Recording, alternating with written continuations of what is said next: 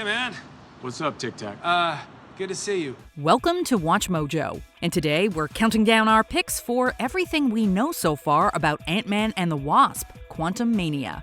She's been looking forward to this. No kidding. Darren, don't do this.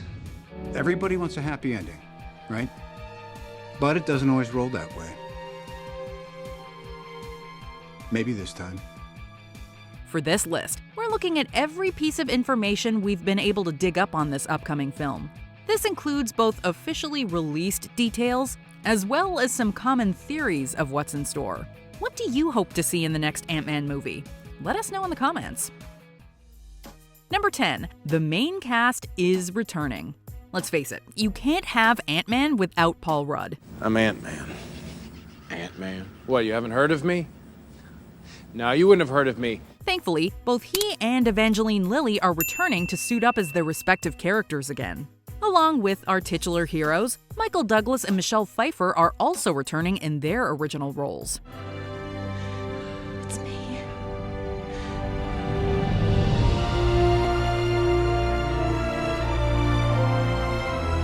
No official word has been heard yet on whether Michael Peña's Luis will be back, but one of the ex-con security alums is not returning. Rapper and actor Clifford Joseph Harris Jr., also known as T.I., will not be returning to his Ant-Man role, allegedly due to some of his legal troubles that have recently surfaced. Who are you? Dave. Number 9. They're using stagecraft tech to film. Green screen special effects have been a staple of science fiction movies and TV for years.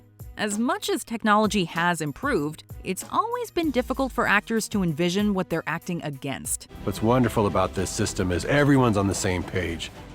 Enter stagecraft. Industrial Light and Magic used this revolutionary new technology to film much of the first 2 seasons of The Mandalorian. Stagecraft uses massive LED screens and real-time rendered 3D backgrounds that shoot in sync with the camera shooting the scene. Everybody knows what something looks like, how the sequence is going to be put together, where the camera should go. It's all worked out in advance. This makes it far easier for an actor to immerse themselves in the world they're performing in. For Ant-Man's 3rd time around, they are making heavy use of this technology, and we cannot wait to see the results. And I'm like, damn! Number 8. Peyton Reed is directing. The first Ant-Man movie had its humble origins back as far as 2003. Edgar Wright, along with writing partner Joe Cornish, wrote a treatment for the film and pitched it to Marvel Studios in 2004. Oh, baby, time! It's so on right now. Calm down, all right? I just need to know where it came from. That story went through multiple rewrites, and pre-production had started on the film in 2013.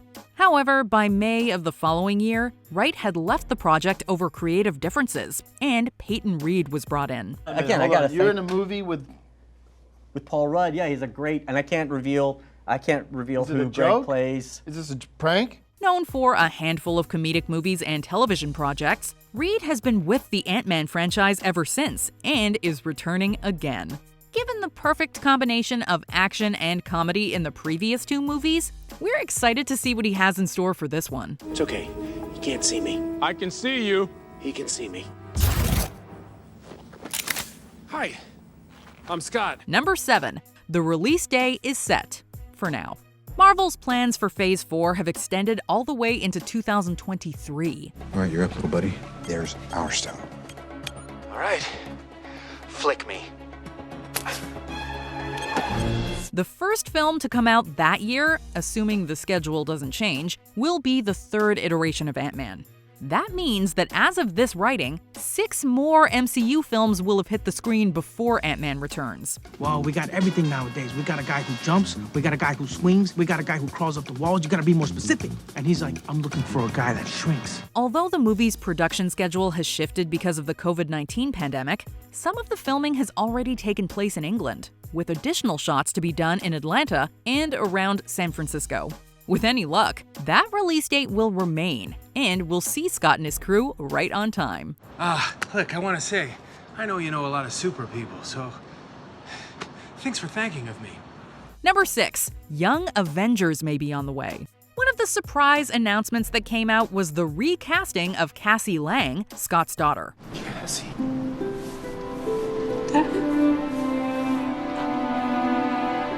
The older version of Cassie was originally played by Emma Fuhrmann in Avengers Endgame, but she has since been replaced by Katherine Newton. In the comics, Cassie Lang was a member of the Young Avengers. Kate Bishop is also a member of this group. You're Hawkeye!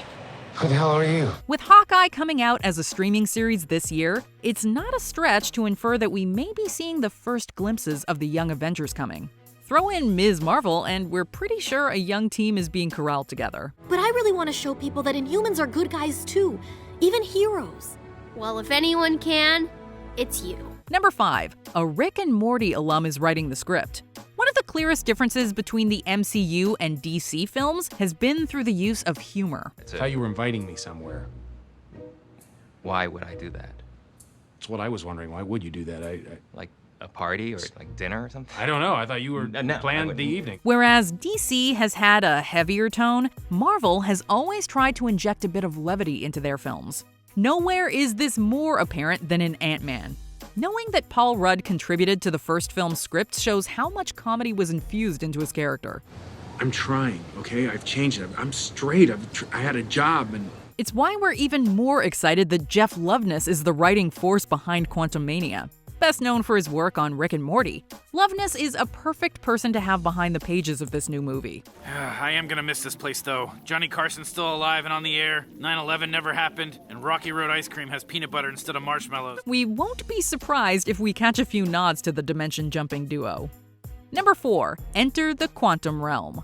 They gave us a peek at it in the first movie. We saw a lot more of it in the second. It was used to save half the universe in Avengers Endgame. And now the third movie has the word Quantumania in its title? See, the rules of the quantum realm aren't like they are up here. Everything is unpredictable. Is that anybody's sandwich? We're pretty sure the Quantum Realm is going to play heavily into this third outing. Between the deleted scene from Ant-Man and the Wasp and the blink and you'll miss it city in a dome from the same, there is no doubt that a big focus of this story is going to be around the quantum realm. There's so much we didn't know about this place, Henry. Worlds upon worlds, entire civilizations, far more than we ever theorized. Number 3. Loki sets the stage. There's an ongoing debate around whether many of the non-Disney Plus Marvel shows have any effect on the MCU. Aren't superheroes supposed to save people? Captain America would never have done this. Even Agents of S.H.I.E.L.D. was sort of canon and then somewhat abandoned later. But with the release of the Disney Plus shows, we've seen a world where non-film outings will affect the overall MCU. I'm not a witch. I don't cast spells. No one taught me magic. Your power exceeds that of the Sorcerer Supreme. It's your destiny to destroy the world. Both WandaVision and Loki have given us major changes to these characters that we expect to see follow into the films. This is especially true for Loki, given the introduction of the multiverse. Could Sylvie's decision to kill He Who Remains affect what happens in Quantumania? Well, we'll just have to wait and see. See you soon. Number 2. Yellowjacket May Reappear. The first Ant-Man film introduced the character of Darren Cross, who then became Yellowjacket. Distinguished guests, I am proud to present the end of warfare as we know it, the Yellowjacket. He was a fine villain for the first movie, and fans assumed he was done when Scott breaks Darren's suit, causing him to shrink uncontrollably.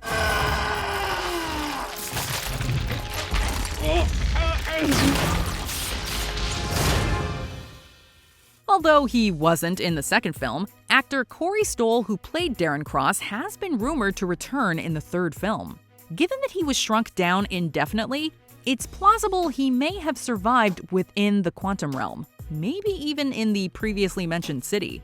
Could he be teaming up with our number 1 entry to take revenge on Scott? I wasn't ready to kill you then, but I think I am now. Before we continue, be sure to subscribe to our channel and ring the bell to get notified about our latest videos. You have the option to be notified for occasional videos or all of them. If you're on your phone, make sure you go into your settings and switch on notifications.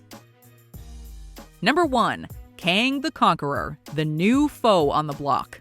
We hinted at this a few times on this list, so here's the real deal. A variant of him may have appeared in Loki, but it was the announcement that Jonathan Majors would play Kang the Conqueror in the third Ant-Man movie that got Marvel fans excited. Without the me, without the TVA, everything burns. It's been theorized that Kang will play heavily into the next phase of Marvel's plans. Given how massive a character he's been in the comics, we suspect we're gonna see a lot more of him in the future. You plunge your blade in my chest, and an infinite amount of me start another multiversal war, and I just end up right back here anyways. If Major's appearance in Loki is any indication as to what he can bring to the character, audiences are in for quite the ride. Wow.